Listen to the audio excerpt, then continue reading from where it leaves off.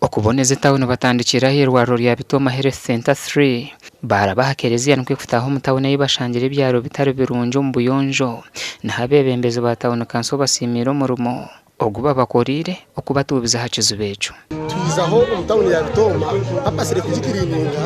tukoraho buyonjo tukatorotora bicupa tukatorotora mu ebintu byone bivera mu kicumanya obuvera n'ebicupa okusiso muhangwa kugira ngo tutubize aha government esohoza yayo mu kutorotora ebintu ebyo tubanza kusima group ya MK movement ame project eya ronkingwa erizoba aha kuba yatandikana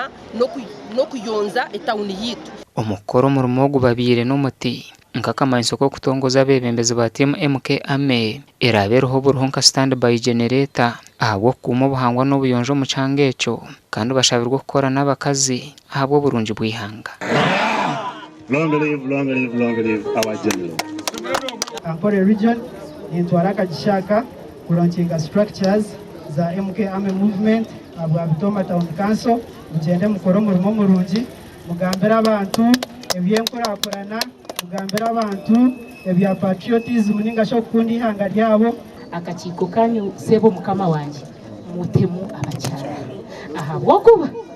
abacyara ababor kureba n'ekintu cyukuru munonga imwe mwirengogana mutaragaza mutusikisanzwe cy'ikumi cy'abashije konkitu mpora ekasiyo myongoro wahize Museveni niwe saheji kandi umukuru ataho nikinerugamo mene ntibantu meza ngo president rwa kugira ati none ndagaruka nshuro hoci n'amana gabiri nkizana